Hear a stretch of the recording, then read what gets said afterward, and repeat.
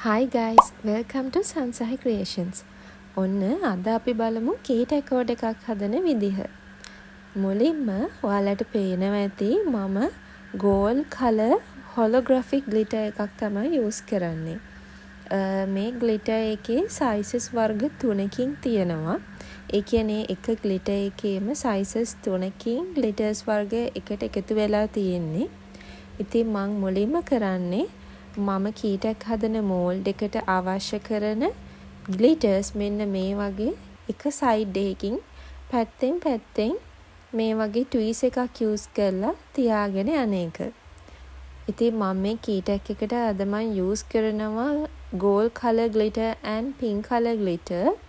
ඉතින් මුලින්ම මම එක සයිඩ් එකකින් gold color glitter එක මෙන්න මේ විදියට තියාගෙන යනවා.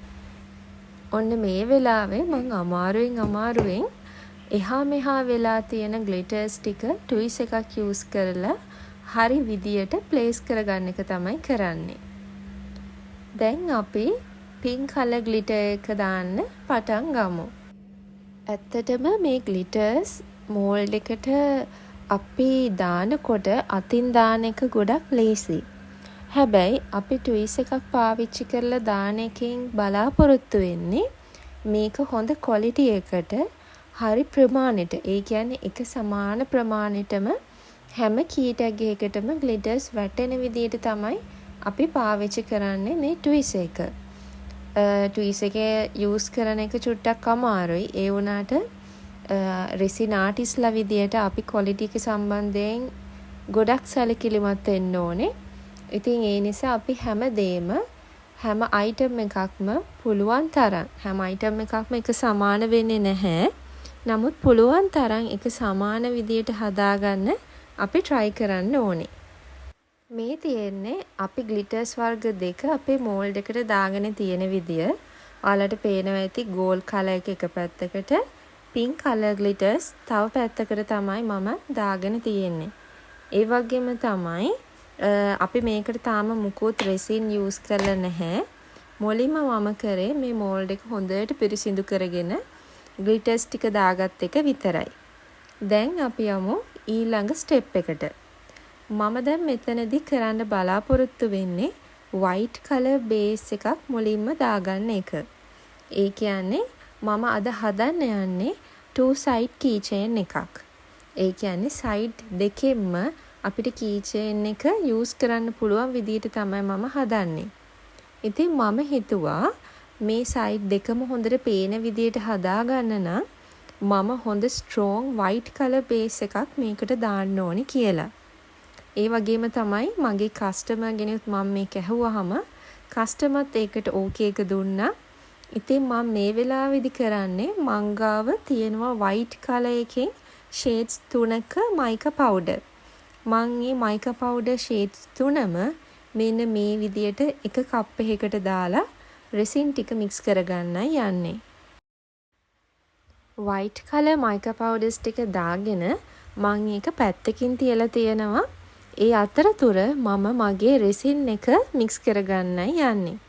ඉතින් ඔයාලට පේනවා ඇති මේ විදියට resin harden එකයි resin එකයි mix කරලා හරි අනුපාතයට අරගෙන මුලින්ම mica powder එකට ඉතාලම පොඩ්ඩක් දාලා මේ විදියට කලවම් කරනවා.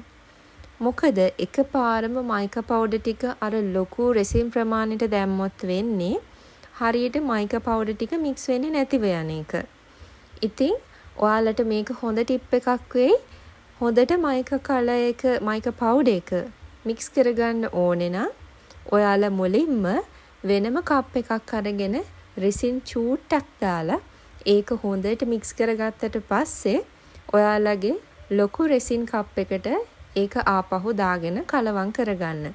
එතකොට කිසිම කරදරයක් ප්‍රශ්නයක් නැතුව ඔයාලට mica powder එක හොඳට mix කරගන්න පුළුවන්.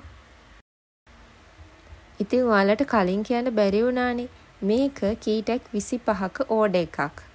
ඉතින් මේ 25ක ඕඩර් එකට මම මගේ බේස් එක දාගන්න resin සහ hardener මිලිලීටර් 60ක ප්‍රමාණයක් අරගෙන තියෙනවා. ඒ 60ක ප්‍රමාණය මම මේ වගේ හැන්දක් පාවිච්චි කරලා ඉතාම හිමින් ග්ලිටර් ස්ටික් එහෙ මෙහෙ වෙන්නේ නැති වෙන්න දාගත්තා. මේ පෙන්නන වෙලාවේ පැය 24කට පස්සේ හොඳටම වේලුණාට පස්සේ අපි එක සයිඩ් එකක් මේ විදියට හදාගන්න යන්නේ.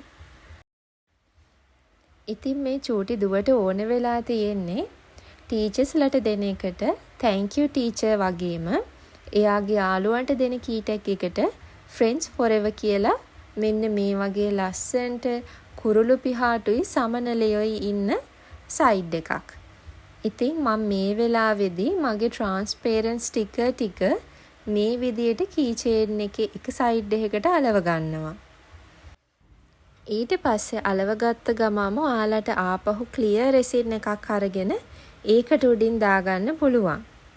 ඉතින් මේ මම පෙන්නන්නේ ඒ විදියට එක සයිඩ් එකක් ඉවර කරගෙන අනිත් සයිඩ් එකෙත් මේ විදියට හදාගෙන ඒ පැත්තටත් clear resin දාගෙන ඉවර වෙලා key chain එකත් set කරගත්තට පස්සේ මගේ final output එක බලන්න කොච්චර ලස්සනද කොච්චර qualityද කියලා.